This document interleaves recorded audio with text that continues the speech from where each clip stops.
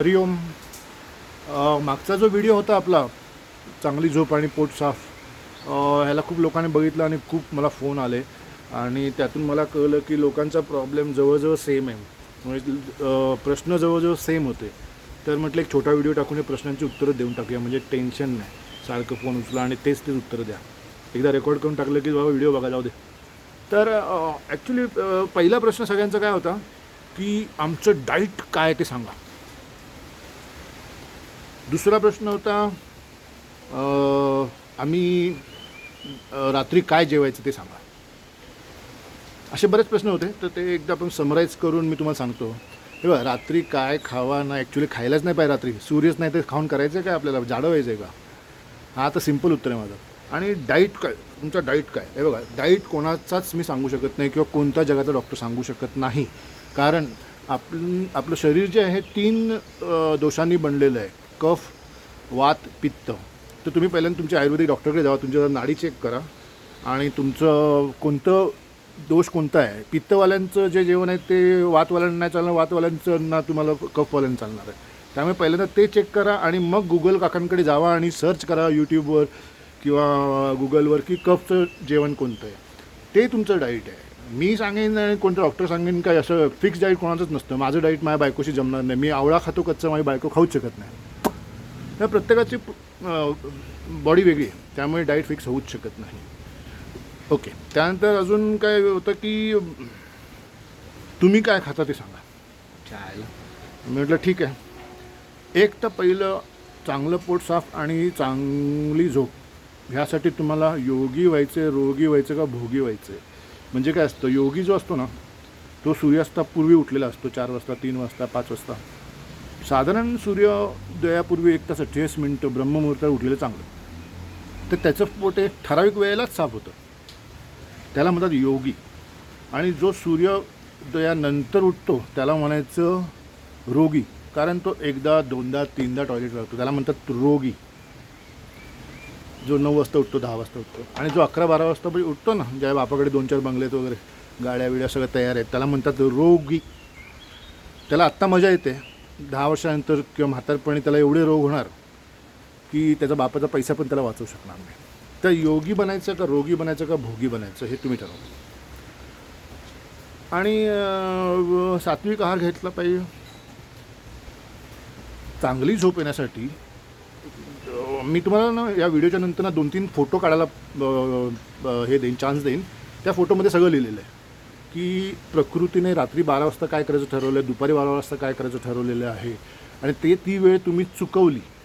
समजा प्रकृतीने ठरवलं रात्री 11 वाजता 11 ते 3पर्यंत लिव्हर साफ करायचं. लिव्हर सगळ्यात मोठं महत्त्वाचं आपलं ऑर्गॅन आहे की जे कचरा पण साफ करतं आणि रिजनरेशन, म्हणजे खूप तुम्ही गुगल करू शकता. भरपूर 2-3 महत्त्वाची कामं लिव्हर करतं. आणि त्याला समजा 11 वाजता साफ करायचं देवाने ठरवलं आहे आणि तुम्ही 11 वाजता मोबाईल घेऊन बसलात किंवा पिक्चर बघत बसला, पार्टी करताय, तर त्या दिवशी कचरा साफ होणार नाही. तो कचरा जमला, परत दुसऱ्या दिवशी तुम्ही असंच काही केलं, परत कचरा जमला आणि मग म्हणायचं की मला रोग झाला की माझी तब्येत बरोबर नाही आहे. तर देवाचं चक्र काय आहे ना, ते मी एक 2 फोटो तुम्हाला देतो. त्यामुळे तुम्हाला सगळं कळून जाईल की किती वाजता काय करणं आवश्यक आहे. देवाच्या टाईम टेबलच्या मध्ये लुडबुड केली तर तुम्ही आजारी पडणार. आपली बॉडी ही आजारी पडण्यासाठी बनलेलीच नाही आहे. आपण खूप प्रयत्न करून तिला आजारी पाडतो. लाईफस्टाईल म्हणजे काय, स्टाईल मारण्यासाठी लाईफ खराब करायची, ती लाईफस्टाईल. मग त्याला म्हणतात PCOD वगैरे जे डिसीज आहेत त्याला म्हणतात लाईफस्टाईल डिसीज. ब्लड प्रेशरचं लाईफ टाईप कोणत्या किड्यामुळे नाही झालं, हे तुमच्या चुकीच्या लाईफस्टाईलमुळे झालं. सगळ्यांना माहिती आहे बारीक व्हायला काय करायचं, पण कोण करत नाही. त्यामुळे ब्रह्ममुहूर्तावर उठण्याचा प्रयत्न करा. रात्री 9 वाजता बेडवर जाऊन काय करायचं, लाईट सगळ्या बंद करायच्या, एक फक्त रीडिंग लाईट चालू करायची. ज्या रीडिंग लाईटमधून फक्त व्हाईट आणि ब्लॅक अक्षरं तुम्ही वाचणार. डोळ्याला फक्त ब्लॅक अक्षर दिसणार आणि तुम्हाला झोप येणार. जर तुम्ही मोबाईल चालू ठेवला तर बुद्धी कन्फ्यूज, अरे आज दिवस आहे का रात्र आहे, ब्ल्यू लाईट तर आहे, हा दिवस आहे आणि तुम्हाला माहिती आहे रात्र आहे, आणि मग ती झोप होत नाही. ब्ल्यू लाईट नाही पाहिजे. रात्री 9 ते सकाळी 9 मोबाईल कशाला पाहिजे मला कळत नाही. मोबाईलची गरज काय, रात्री 9 ते सकाळी 9 मोबाईलची गरज नाही. एखाद्या घरातल्या माणसाचा मोबाईल नंबर देऊन ठेवला की नोकराचा मोबाईल नंबर देऊन ठेवला फॉर इमर्जन्सी किंवा लँडलाईन असेल तर. बाकी आपण सगळी मूर्खपणा चालू आहे. त्यानंतर होतं की विरुद्ध आहार. विरुद्ध आहार म्हणजे काय, मी सांगितलं फळं का, तर एकाच वेळी तुम्ही पपया पण घेतला आणि डाळिंब पण घेतलं. पपयाचं काम आहे पोट साफ करायचं, डाळिंबाचं काम आहे लूज मोशन थांबवायचं. मग दोन्ही एकत्र कसं काय करणार?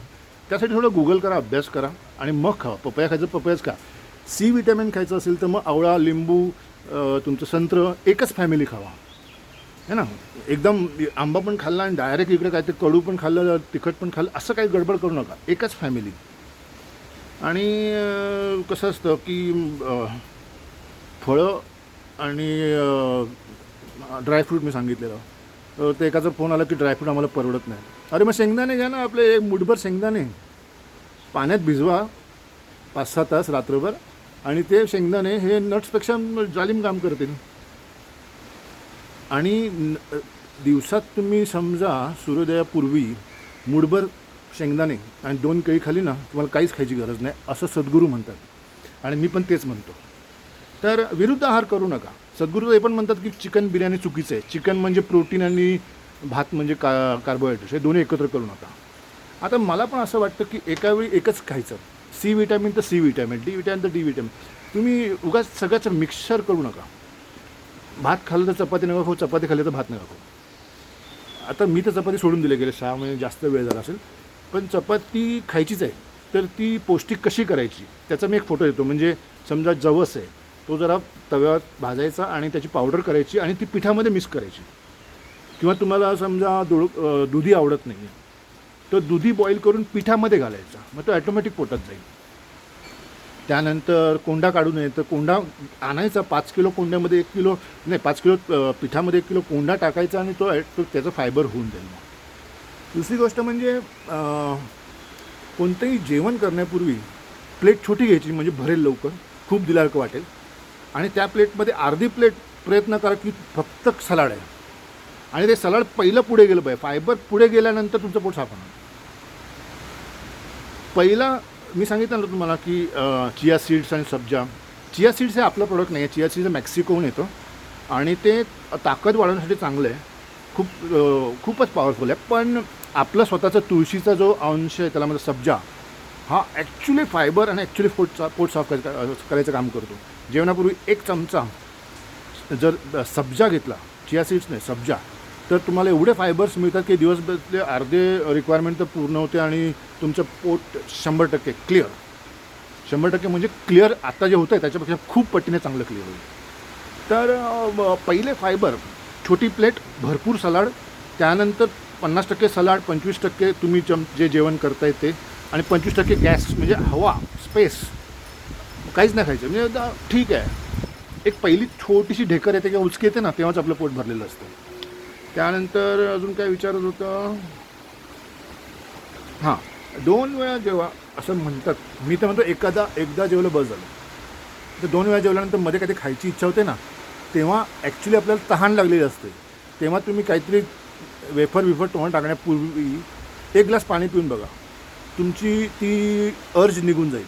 म्हणजे 2 वेळांच्या मध्ये तुम्हाला हे पाण्याची गरज आहे, ना की अन्नाची गरज आहे. त्यानंतर सात्विक आहार घ्या. नॉनव्हेजवाल्याचा एका फोन होता की मला तर नॉनव्हेज सोडता येणार नाही, मग मी काय करू. मला बेस्ट नॉनव्हेज म्हणजे फिश आहे, समुद्राचं. कारण कोंबडी किंवा बोकड किंवा दुसरं काही नॉनव्हेज खाण्यासाठी त्याला इंजेक्शन दिलं जातं, वजन वाढवायला त्याला केमिकल खायला दिले जातात. अरे आपल्या बॉयलर कोंबड्यांना तर रात्रभर तो दिवा लावून म्हणजे बल्ब लावून त्यांना अजून केमिकलचं खायला लावून खा आणि लवकर वजन वाढवा, परत इंजेक्शन दिलं जातं. पण ते माशांबरोबर नाही होणार, आणि मासा लवकर खराब पण होतो, त्यामुळे तो फ्रेशच मिळतो आपल्याला. आणि माशाचं वजन वाढवण्यासाठी कोण त्याला इंजेक्शन किंवा माणूस जाऊन माशांना खायला घालत नाही. त्यामुळे fish food is best non veg. त्यानंतर तुम्हाला चिकन मटन खायचंच आहे तर गावठी कोंबडी पकडा. बॉयलर कोंबडी ही स्ट्रेसफुल असते. तिला म्हणजे पिंजऱ्यात ठेवलं कळतं की कोणतंही तिच्यासमोरच कापतं आहे. तिला कळतं की आपला नंबर पण येणार आहे. मग तिला किती स्ट्रेस येत असेल, किती ती भेदरलेली म्हणजे घाबरलेली असेल. किंवा एखादं बकरं बांधून ठेवलं आहे आणि दुसरं बकरं बाजूला कट करतात आहे, तर त्या बकराला त्याचा आवाज कळतो आहे, मरण्यापूर्वीचे त्याचे सेन्सेशन कळतात आहेत. तो एवढा घाबरतो की माझा नंबर नेक्स्ट आहे. आणि ते मटण तुम्ही खाल्लं तर तुमच्या आतमध्ये तो भीतीच जाणार ना, भेदरलेलं वातावरण जाणार ना. त्यामुळे तुम्हाला जर मटण खायचं असेल तर ते मटण कापून 4, 5, 6 तास झालेले पाहिजे. तेव्हा कुठे ते व्हायब्रेशन थोडे कमी झालेले असतील. तो भीती, तो स्ट्रेस तेच तुमच्या अंगात उतरणार आहे. बोलतात ना, मटण 10 तासानंतर 8 तासानंतर दुसऱ्या दिवशी खूप चांगलं लागतं. का? कारण ते शिथिल झालेलं असतं आणि त्याच्यात आपले सगळे मसाले ॲब्झॉर्ब झालेले असतात. त्यामुळे शक्यतो गावठी कोंबडी खायची. मटण खायचं तर हाडाचं मटण खायचं नाही, असं जाऊन नाही मांडीचं मटण द्या. ज्या मटणाला म्हणजे जे हाडाला चिकटलेलं मटण आहे त्यामध्ये आपल्याला काही कॅल्शियम प्रोटीन चांगले मिळू शकतात, ना की मऊ मऊ मऊ मटण. आणि गावठी कोंबडी जी आहे ती नेचरमध्ये फिरून किडे खाते, काय पण खाते, पण नॅचरल आहे. आणि बॉयलर कोंबडी ही आर्टिफिशियल केमिकल्स आणि पावडर आणि हे आणि ते वजन वाढवायचे 1000 प्रकार, आणि आपण तेच खातो आणि तीच तडपड आपल्यामध्ये असते. तर ते टाळायला पाहिजे. नॉनव्हेज नाहीच खाल्लं तर बरं आहे. एकदा संडेला खावा, सोमवारी उपास करा. त्यानंतर अजून काय विचारलं होतं एकाने, नाही तर तुम्ही काय करता ते सांगा. तर मी म्हटलं ठीक आहे, मी ब्रह्ममुहूर्त उठायचा प्रयत्न करतो, पण अजून मला जमलेलं नाही आहे. तरी पण मी 6पर्यंत आलो आहे. 6ला मी उठतो, पण मला ते न्यायचं 4-3 वाजेपर्यंत. पण ते नाही जमत आहे अजून. बघूया, करूया. तर मी उठल्यावर पहिल्यांदा काय करतो, पहिल्यांदा देवाचे आभार मानतो की मी आज उठलो. जगभरात 2.5 लाख लोक नुसते हार्ट अटॅकनेच जातात एव्हरी डे. त्यानंतर मी माझा श्वास चेक करतो, असा किंवा असा. जर सूर्यनाडू चालू असेल तर उजवीकडे वळून उठायचं आणि उजवा पाय जमिनीला टच करायचा. कारण आपल्याला पृथ्वीची एनर्जी उजवीकडून मिळते. सूर्य चालू आहे आपला, समजा चंद्र चालू आहे तर त्या बाजूला वळून उठायचं आणि तो पाय पहिला टच करायचा. टच करताना तुम्हाला ते माहिती पाहिजे, कराग्रे वसते लक्ष्मी करमुले सरस्वती करमते तू गोविंदम प्रभाते करदर्शनम समुद्र वसंती देवी. तर हा मंत्र म्हणायचा. म्हणजे पृथ्वीवर पाय ठेवण्यापूर्वी माफी मागायची की मी तुझ्या अंगावर पाय ठेवत आहे. तर तो मंत्र तुम्हाला माहितीच आहे. तर तो मी मंत्र म्हणतो. त्यानंतर मी परत जमिनीवर बसतो, डायरेक्ट खाली बसतो आणि काय म्हणतात त्याला, डोळे बंद करून ग्रॅटिट्यूड, म्हणजे आईवडिलांना धन्यवाद, पालकांना धन्यवाद, मित्रांना धन्यवाद, वेगवेगळ्या कारणांसाठी. आणि मग मी जो श्वास चालू आहे तो पहिला पाय टाकतो बाहेर. हे प्रत्येकाने घराच्या बाहेर पडताना करायला पाहिजे, गाडीत बसताना, विमानात बसताना हे करायलाच पाहिजे. तो आपला निसर्ग आपल्याबरोबर कुठून आहे त्याप्रमाणेच आपली बॉडी हलली पाहिजे. तर ते मी आपण स्वरज्ञान म्हणतात, त्याचा आपण नंतर दुसरा व्हिडिओ करू. तर खातो काय मी ते मी सांगतो तुम्हाला. त्यानंतर मी काय करतो की जिभेची लाळ घेतो आणि डोळ्यांना लावतो, कारण that is a best medicine for eyes. त्यानंतर मी काय करतो, त्यानंतर मी किचनमध्ये जातो, 2 ग्लास पाणी गरम करायला ठेवतो. ते पाणी कोमट झाल्यानंतर त्यामध्ये 1 लिंबू पिळतो, थोडी हळद टाकतो, मिक्स करतो. आणि मध टाकू नये, पण मी कधी कधी टाकतो, कारण गरम आणि मध ह्याचं हे विष बनतो. मध कधीच गरम करायचं नाही किंवा गरम वस्तू टाकायचं नसतं. तर आणि थोडी काळी मिरी आणि ते 2 ग्लास पाणी मी पितो. पिताना मी गार्डनमध्ये जातो, गार्डनमध्ये बिना चप्पल पाय जमिनीला टच करतो अर्थिंगसाठी. सूर्य असेल तर चांगलीच गोष्ट आहे, सूर्य असेल तर मी 5 मिनटं सूर्यामध्ये तो ग्लास ठेवतो. त्यानंतर मी एक काढा करतो, म्हणजे करोनापूर्वीपासून मी हा काढा करतो आहे.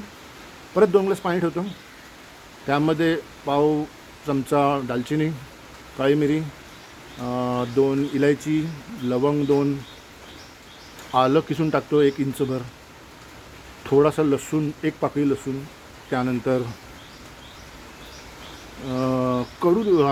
याची कढीपत्त्याची 8-10 पानं मस्त तोडून टाकतो. 1-2 तुळशीची पानं टाकतो आणि ते उकळायला ठेवतो. ते अर्धं होईपर्यंत. ते अर्धं झाल्यानंतर त्याला सूर्यप्रकाशात ठेवतो. थोडं कोमट झाल्यानंतर त्याला पितो. ही झाली सुरुवात. त्यानंतर मी त्याला दोन्ही ह्या विषयांमध्ये, लिंबू पाणी आणि ह्याच्यामध्ये मी जवळजवळ अर्धा तासाचा गॅप ठेवतो. त्यानंतर परत अर्धा-पाऊण तासानंतर मी पेठाचा ज्यूस पितो. पेठा म्हणजे काय म्हणतात तुम्ही, कोहळं जे घरामध्ये लटकवतात ना वर, की निगेटिव्ह एनर्जी येऊ नये म्हणून, तो कोहळा म्हणजे आपलं म्हणजे एक अमृत आहे प्रत्येकासाठी. तर मी कोहळा जो आहे त्याचा ज्यूस बनवतो आणि त्या कोहळ्यावर मी भिजवलेला सब्जा 1 चमचा टाकतो, मिक्स करतो आणि कोहळ्याचं पाणी पितो, ज्यूस पितो. बेस्ट. पूर्ण बॉडी थंडगार, फुल एनर्जी आणि निगेटिव्ह विचार गायब. त्यानंतर मी 1 तास काहीच नाही करत. त्यानंतर मला फळं ठेवलेली असतात समोर, ती मी फळं खातो. त्यानंतर थोडे नट्स खातो, बदाम अक्रोड हे ते. एक उद्यापासून मी ॲड करणार आहे हे अंजीर. अंजीर नव्हतं मी खाल्लं, मी आजच्या अभ्यासात मला अंजीर पण खायला पाहिजे. अंजीर आणि मनुका आहे ना, तो एका वाटीत भिजायला ठेवायचा. बदाम आणि अक्रोड दुसऱ्या वाटीत भिजायला ठेवायला. बदाम आणि अक्रोडचं पाणी फेकून द्यायचं असतं आणि अंजीर आणि द्राक्षाचं पाणी प्यायचं असतं.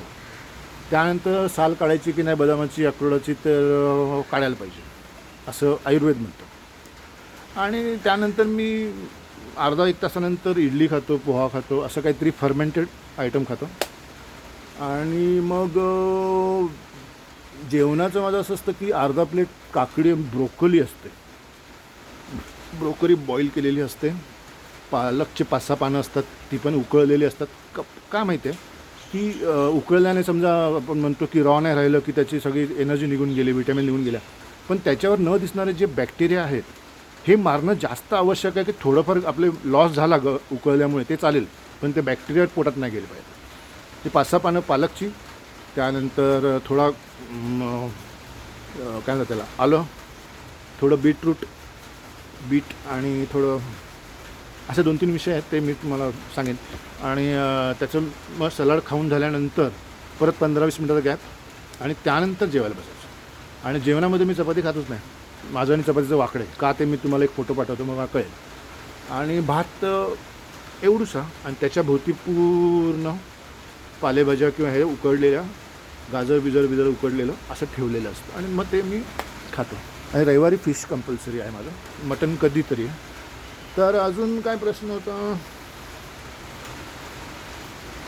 ॲल्युमिनियमच्या भांड्यामध्ये अजिबात जेवू नका, जेवण करू पण नका, कारण ते ब्रिटिशांनी आपल्या कैद्यांना मारण्यासाठी ॲल्युमिनियम आपल्या भारतात आणलं. आपलं माती किंवा तांबं हे पंचधातू वगैरे आपलं आहे. काय राहिलं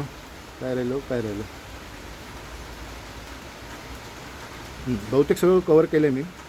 आणि चांगली झोप येण्यासाठी ना आपले जे 7 चक्र आहेत त्यामध्ये आपण कोणत्या तरी जुन्या आठवणी लपवून ठेवलेल्या असतात. म्हणजे आठवण आपण ते सोडायचंच नाही. ह्याने मला त्या 10 वर्षापूर्वी मारलं, ह्याने मला 10 वर्षापूर्वी शिवी दिली, माझ्या सासूने असं केलं, माझ्या काकाने असं केलं, मामाने असं केलं. सगळ्यांना माफ करून टाकलं सगळ्यांना माफ करून टाकल्यानंतरची झोप ही अतिशय चांगली झोप असते. आपण ज्या वस्तूनं बदलू शकत नाही. गेल्या वर्षी कोणीतरी तुम्हाला शिवी दिली, तुम्ही काय करू शकता? आज तुम्ही जाऊन त्याला परत शिवी देणार का? त्याने काय होणार आहे? त्यापेक्षा त्याला फोन करून सांगा, बाबा मी चुकलो, मला माफ कर, मी तुला माफ केलं. तर तुम्ही जेव्हा फॉरगिव्ह करता कोणाला, तेव्हा तुमच्या 7 चक्र आहेत ना वरून आपल्या मुळाधारपर्यंत, त्या 7 चक्रांमध्ये मेमरीज अडकलेल्या असतात.